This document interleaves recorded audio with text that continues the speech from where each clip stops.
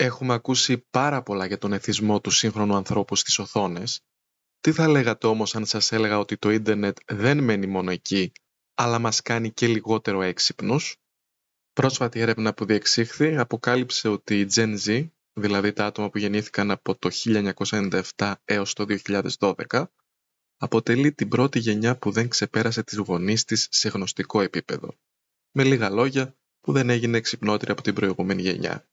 Τι σχέση έχει αυτή η έρευνα με το ίντερνετ? Αυτό θα δούμε στο σημερινό μας βίντεο.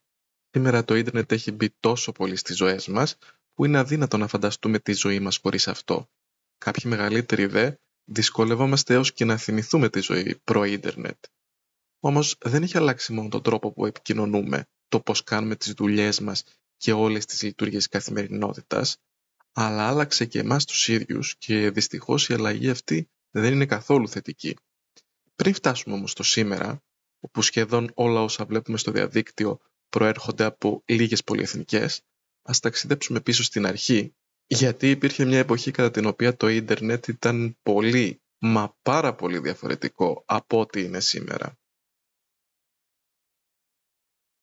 Αν και υπήρχε πολλά χρόνια πριν, το ίντερνετ άρχισε να χρησιμοποιείται για οικιακή χρήση από τα μέσα με τέλη της δεκαετίας του 90.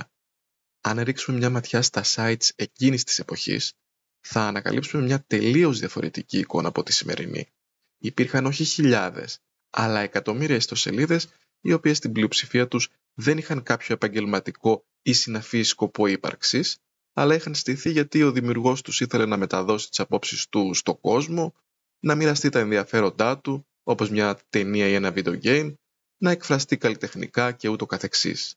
Υπήρχαν sites για συζητήσεις μεταξύ των χρηστών για εξειδικευμένα θέματα, για παράδειγμα για ένα είδος μουσικής όπως η metal, τα λεγόμενα forum, έως και ιστοχώροι που διάβαζες απλά ανέκδοτα. Ήταν η εποχή του αποκεντρωμένου ίντερνετ ή αλλιώς τα χρόνια της άγριας δύσης του ίντερνετ.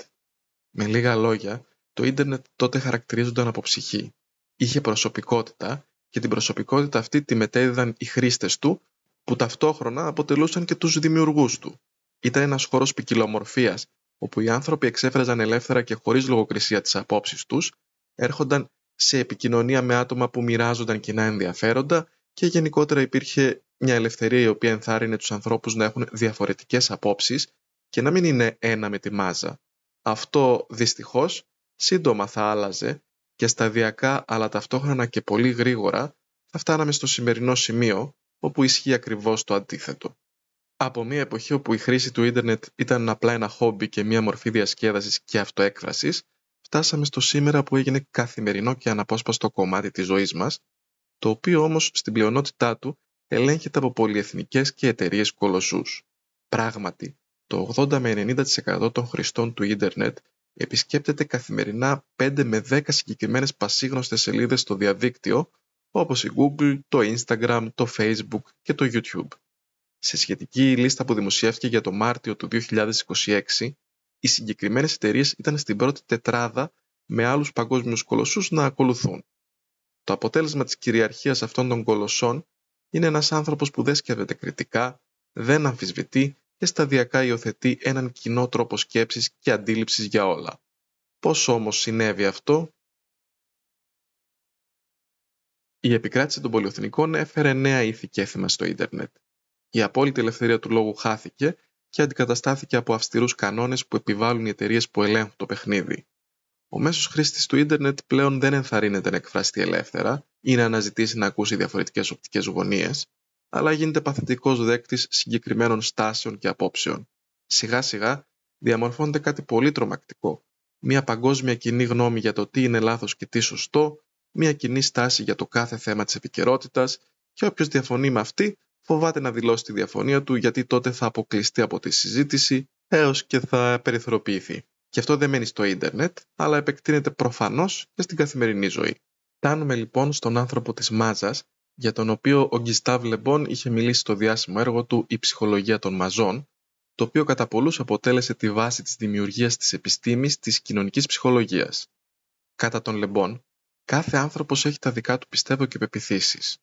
Όταν όμως βρεθεί σε ένα πλήθος κόσμου, όπως για παράδειγμα σε έναν ποδοσφαιρικό αγώνα, τότε η ατομικότητά του χάνεται και κυριαρχεί ένα μυαλό, αυτό του πλήθους. Σε μια τέτοια κατάσταση το άτομο μπορεί να κάνει πράγματα που δεν θα τα έκανε ποτέ αν ήταν μόνο του, για παράδειγμα να εμπλακεί σε επεισόδια, γιατί εκείνη τη στιγμή δεν σκέφτεται, αλλά άγεται από το πλήθος. Αυτό ακριβώς είναι και το ίντερνετ, με τη διαφορά ότι ο όχλος δεν βρίσκεται στο ίδιο μέρος, δεν είναι σε ένα γήπεδο, μια συναυλία ή μια διαδήλωση, αλλά πίσω από μια οθόνη. Και το τρομακτικό, κατά το Λεμπόν, ο άνθρωπος όταν φεύγει από τη συγκέντρωση της μάζας, ξαναβρίσκει την ατομικότητά του. Το ίντερνετ όμως, η οθόνη, είναι συνέχεια εκεί. Δεν φεύγει. Άρα ο άνθρωπος βρίσκεται μόνιμα υπό την επιρροή της ψυχολογίας της μάζας. Και αυτό το βλέπουμε περισσότερο από όλα στα κοινωνικά δίκτυα. Το μοτίβο είναι κοινό. Μία δημοσίευση για ένα κοινωνικό, πολιτικό, αθλητικό ή οποιοδήποτε άλλο γεγονός και από κάτω σχολιασμός με μία θέση και την αντίθεσή της. Οι άνθρωποι χωρίζονται πραγματικά σε στρατόπεδα, όπου κυριαρχούν δύο απόψεις, με τα άτομα να τάσσονται υπέρ της μίας ή της άλλης.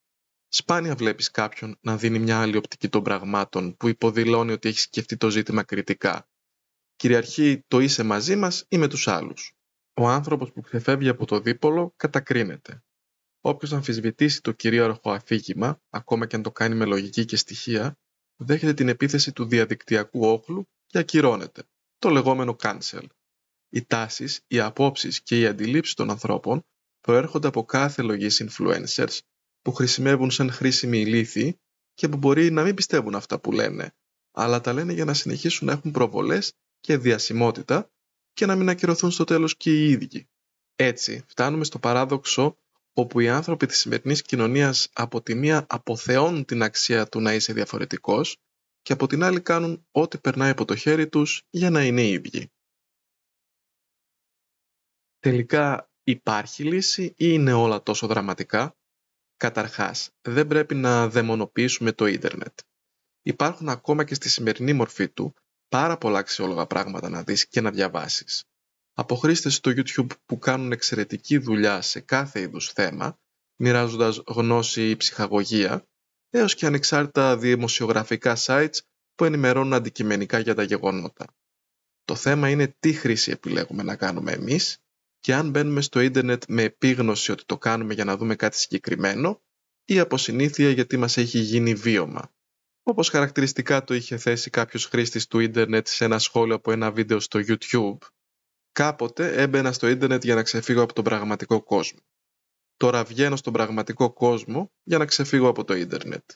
Η λύση κυριολεκτικά βρίσκεται στα χέρια μας.